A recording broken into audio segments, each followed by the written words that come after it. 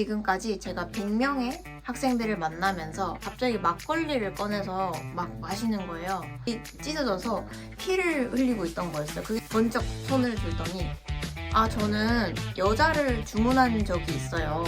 여자를 주문해서 먹어봤는데 너무 맛있었어요 라고 하는 거예요. 성희롱 발언이었다는 걸 그때 제가 깨달은 거예요. 자, 그러면 어떻게 행동 수정을 해야 했을까요? 안녕하세요. 오랜만에 영상을 올리게 되었는데요. 그동안 이직 준비랑 대학원 준비 때문에 영상을 많이 올리지 못했습니다. 이전 영상이 생각보다 많은 관심을 받게 되었는데요.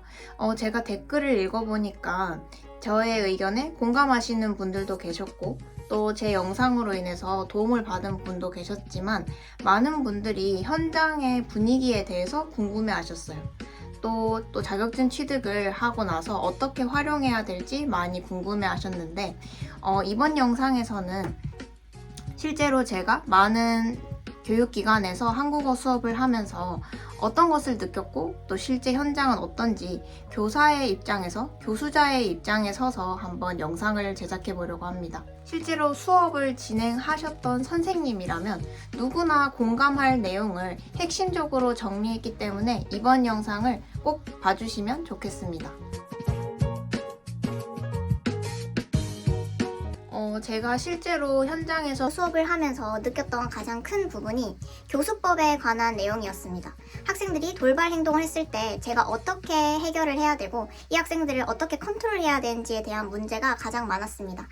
그래서 저는 이 부분에 대한 이야기를 나눠보고 싶은데요. 그래서 영상을 시작하기 앞서 제가 말씀드리고 싶은 부분이 있는데요.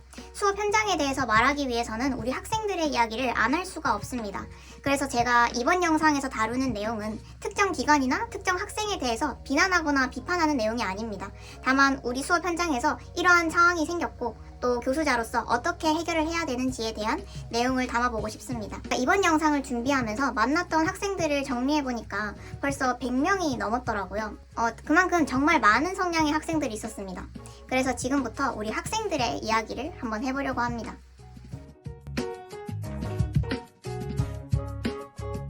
저는 학생들의 돌발 행동으로 정말 당황스러웠던 기억이 많은데요. 물론 대답을 일절 안 한다던가 핸드폰을 만진다던가 이런 상황은 굉장히 비일비재하기 때문에 돌발 행동으로 넣지 않겠습니다. 첫 번째로 막걸리 학생입니다. 학생이 갑자기 수업을 하다가 주머니에서 뭘 뒤척거리는 거예요. 그래서 뭐 하는 거냐고 물어보니까 막걸리를 꺼내서 갑자기 마시는 거예요. 내가 이거 이따가 마시려고 했는데 지금 못 참겠다면서 지금 마시고 싶다는 거예요. 그래서 그 학생이 한 모금 두 모금 마시다가 수업이 끝날 쯤에는 거의 취한 상태로 제 수업을 들었는데요. 수업을 하면서 하품도 많이 하고 딴 이야기도 많이 하고 절대 수업이 진행될 수 있는 상황이 아니었습니다. 그때 너무 놀라서 집에 가는 길에 지하철에서 많이 울면서 집에 왔었는데요.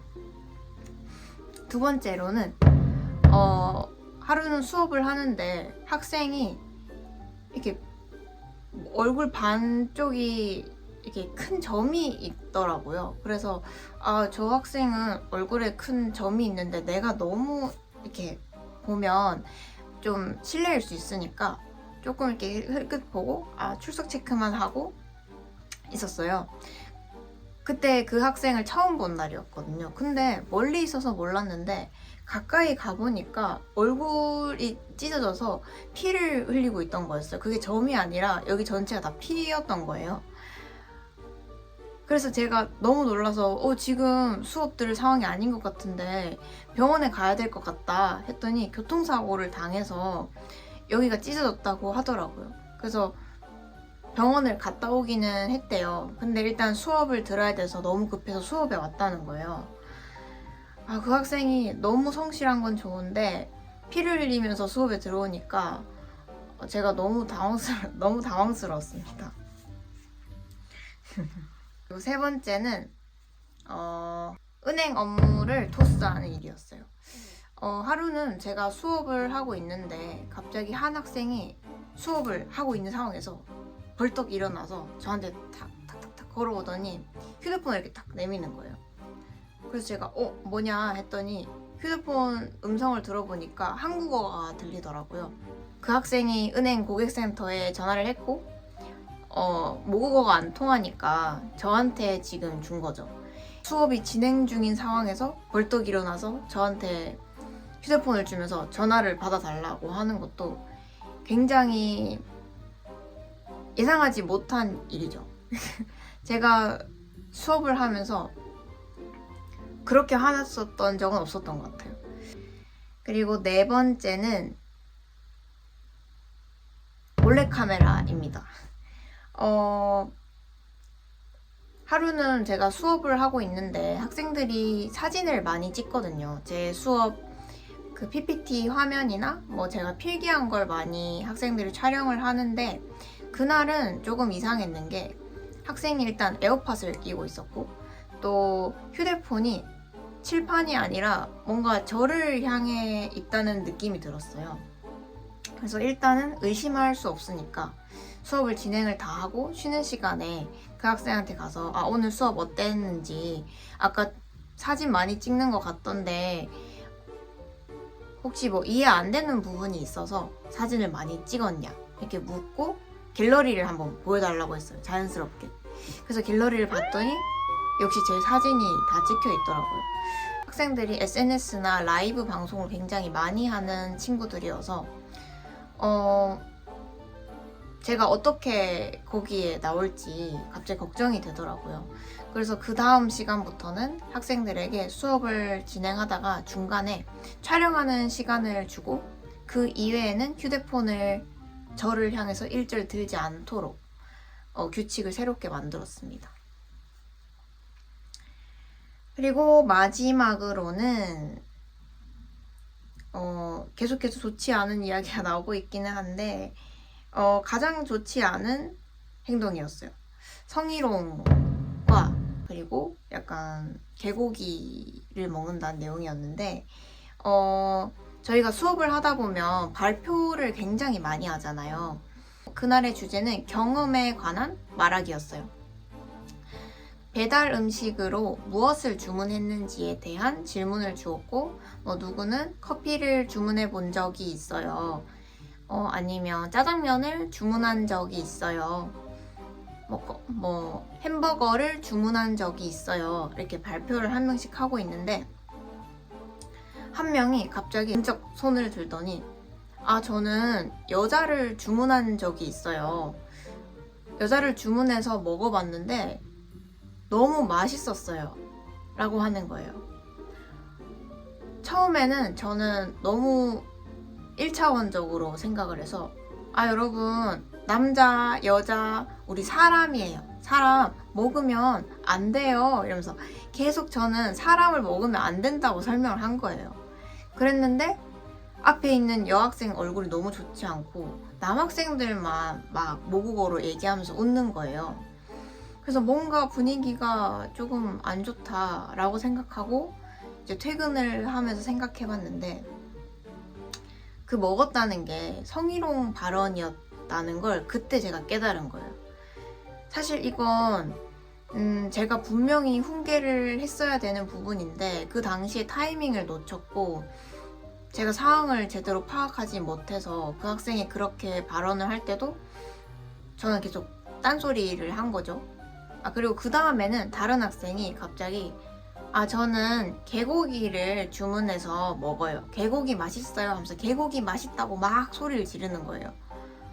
근데 제가 수업에서 제가 키우고 있는 강아지를 데리고 사진을 가지고 와서 수업에 활용한 적이 굉장히 많고 그 반에 반려동물을 키우는 학생들이 많아서 반려동물을 주제로 한 발표나 수업 자료를 굉장히 많이 활용을 했었거든요. 그 학생들 표정도 너무 안 좋고 저도 너무 황당한 거죠.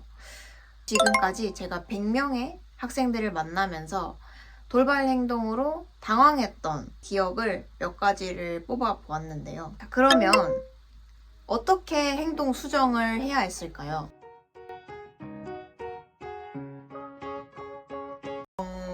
효과적인 교수법에 관한 책을 많이 읽어봤는데요. 이 책을 통해서 제가 몇 가지의 해결책을 찾았습니다. 그리고 제가 당시 수업에서 했던 행동 교정이 과연 교수법을 근거로 해서 제가 옳게 했는지를 한번 제 스스로 피드백을 해볼게요. 이 책에서는 학급 경영 시 행동 수정 방법으로 크게 4가지를 말하고 있는데요. 첫 번째는 나 메시지로 말을 한다. 학생들에게 내가 지금 어떤지에 대해서 나 메시지로 이야기를 한다. 두 번째로는 바르지 못한 행동을 유발하는 자극을 확인하고 사전에 예방을 한다. 세 번째는 학생의 의도를 파악하고 이 행동에 대한 의도를 파악하고 의도 충족을 하지 못하게 한다. 마지막으로는 교실의 리더는 교사임을 분명히 하고 초반에는 학급 규칙을 더 강조한다. 첫 번째로 나 메시지로 이야기한다 입니다.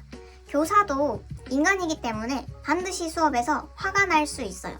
그래서 그럴 때는 학생들에게 어떻게 말을 해야 될까요? 너는 굉장히 무례하다. 너의 행동은 굉장히 무례한 행동이다. 라고 말하는 것이 아니라 너가 이런 행동을 해서 내가 속상했다. 당황스럽다. 불쾌하다. 교사의 입장에서 내가 어땠는지 나 메시지법으로 이야기하는 것이 첫 번째 방법입니다. 아까 있었던 그 성희롱 학생 있잖아요. 그 학생이 한 번 더 그 얘기를 했을 때 저는 나 메시지법으로 이야기를 했습니다. 너가 지금 했던 행동 때문에 내가 굉장히 당황스럽다. 나머지 학생들도 얼굴 표정이 약간 그래 맞지 라는 표정을 하고 있더라고요. 제가 그때 깨달았어요. 이 수업에서 내가 컨트롤하지 않으면 수업 분위기는 학생이 말하는 대로 흘러가는구나. 그 단편적인 예시가 그날이었던 거예요. 그리고 세 번째로는 학생의 의도를 파악하고 의도를 충족하지 않는 것이었는데요. 혹시 여러분 부적 강화라는 말 아시나요? 행동 강화를 위해서 회피를 하면서 그 회피를 통해서 학습을 하고 행동 빈도가 증가하는 거예요. 우리 고양이에게 상자를 주고 그 상자를 벗어나게 한다고 해볼게요.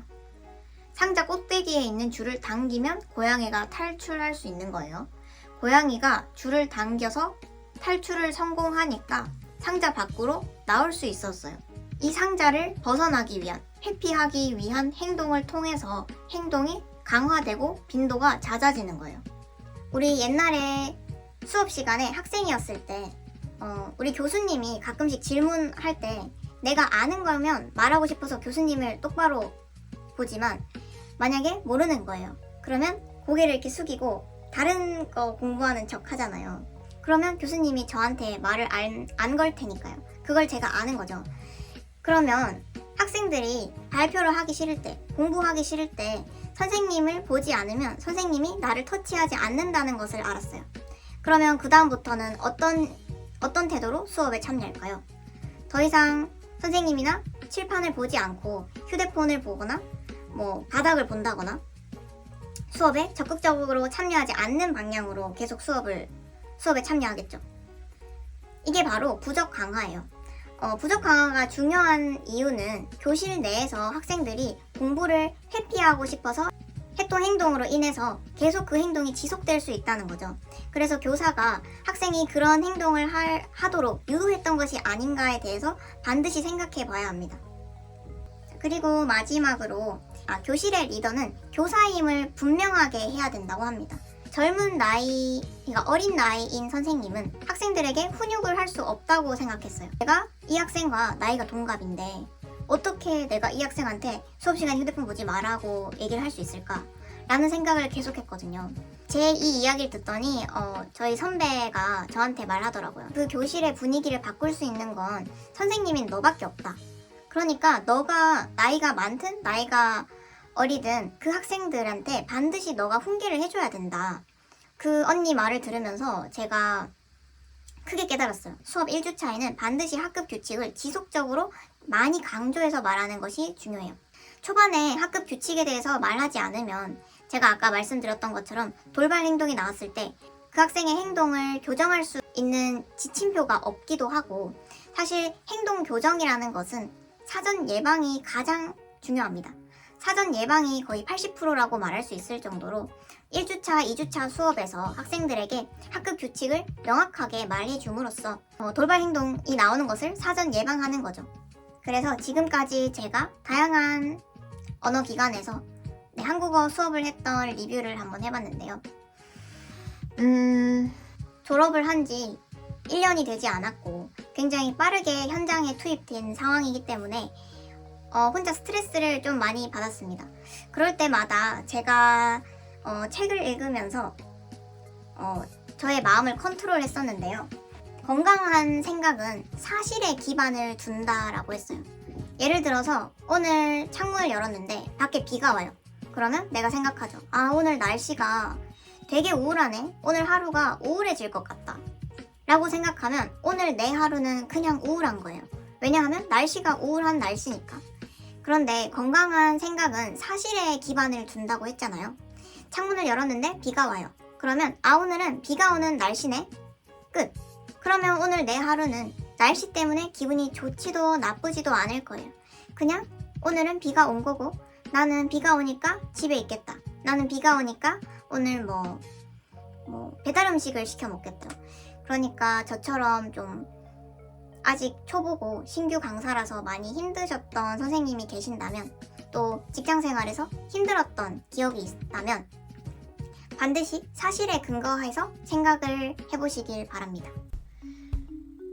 그리고 또 한 가지 업데이트를 드리자면, 교육청 산하 기관인 공기업에 합격을 하게 되어서 이직을 성공했습니다. 그래서 다음 영상으로는 면접 후기에 대해서 말을 하고 싶은데 다음 주가 바로 임용이라서 또 시간이 어떻게 될지 모르겠네요. 오늘도 영상 봐주셔서 감사하고 모두 파이팅 합시다.